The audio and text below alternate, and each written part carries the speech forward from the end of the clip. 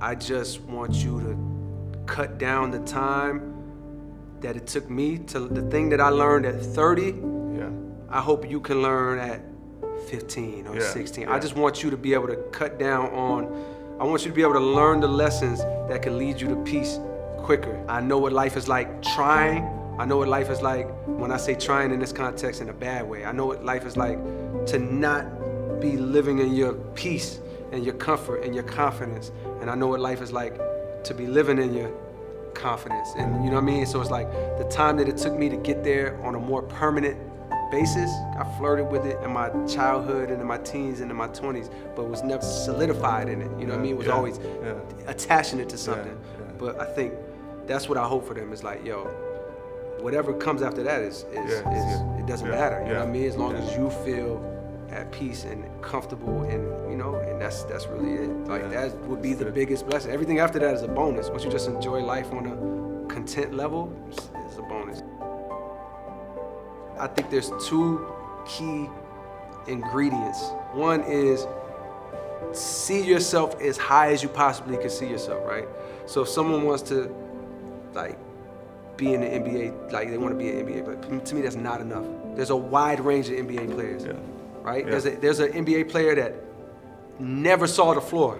You know, he sat at the end of the bench his whole career, and they never re-upped his contract, and then he had to go fight in the G League, and boom, boom, boom. He was in the NBA. LeBron James is in the NBA. Who do you see yourself as? And there's no right or wrong answer. Clarify and define your vision for yourself in the highest possible way that you can see it. Do you want to be a 12-time All-Star? Do you want to be a league MVP?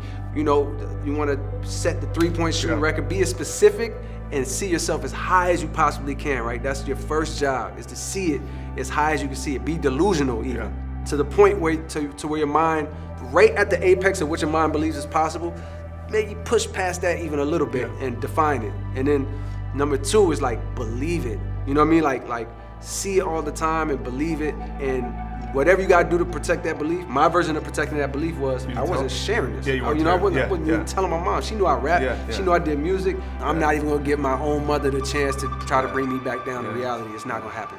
You know what I mean? Like, not gonna happen. So, number one, dream as high as you possibly can. See yourself, not even dream. See yourself as high as you possibly can. Define that.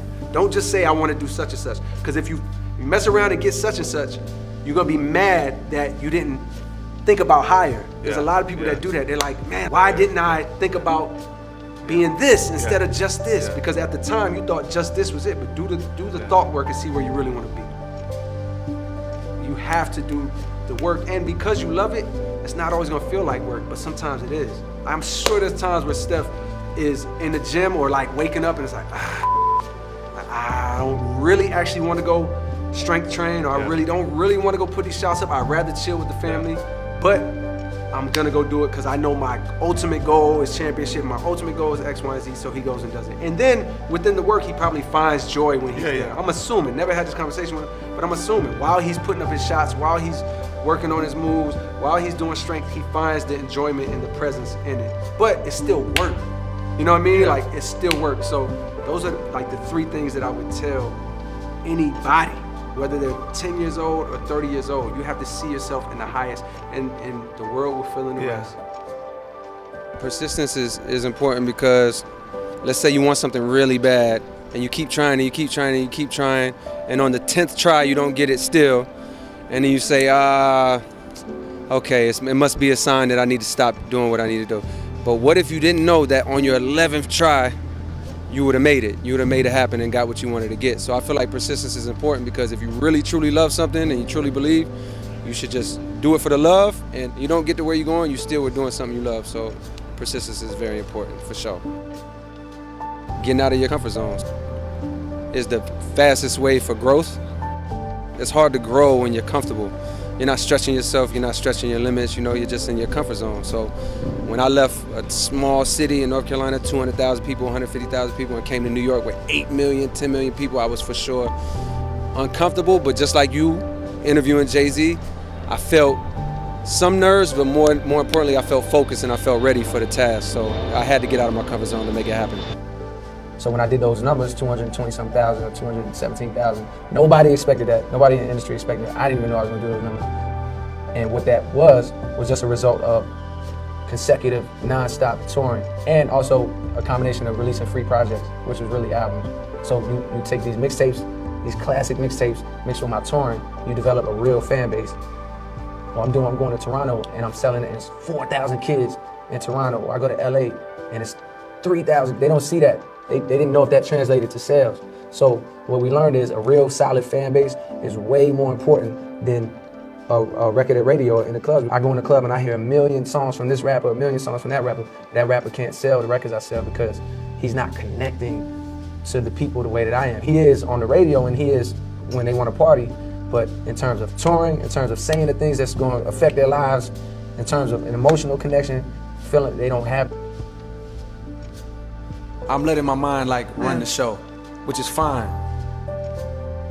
I don't want that to happen for myself. You know what I mean? I don't want to be like a slave to my thoughts. You know what I mean? Like, and I feel like that's how I've been living my life, being like a slave to like my thoughts. And 98% of my thoughts ain't even my thoughts. It's something I seen on Twitter, heard on TV, something my mom told me when I was younger, something somebody else said me. So these thoughts are like fears and worries or like just ideas from other people. And it's like, that stuff is controlling me. The society we live in. We live in this system, and that's why I was trying to say earlier, it all comes down to this system. Anybody will do, for the most part, anything for the money. And I don't just mean people that's pimping themselves out on TV or even really just, selling their bodies. I'm talking about people that go to a job every day that they hate. You sold out too. We all sellouts. You selling out. You're going to something that you don't like so you can live and survive. Life is, to me, life don't feel like it's supposed to be like that no more. You know what I mean? It don't feel right. I feel like somebody's time gotta be worth more than $8 an hour. You spend your whole day going to work, 8 hours out of your day. Day is only 24 hours. You're gonna sleep 8 of those. So right away, that's 16 hours. Half of your day is making $8 an hour. Even if you get 15 an hour and they trying to raise minimum wage, like what, to 15? An hour of my life is worth $15? You have to stop looking at what you don't have and what's not happening for you and start appreciating like what you do actually have. Like, my man, you got on a nice watch, like your hat is fresh, like you're in New York City, it's the land of opportunity, you know what I mean? You're a good looking guy, I'm sure you got maybe a girlfriend, like there's a lot of things, your family, there's a lot of things to be grateful for.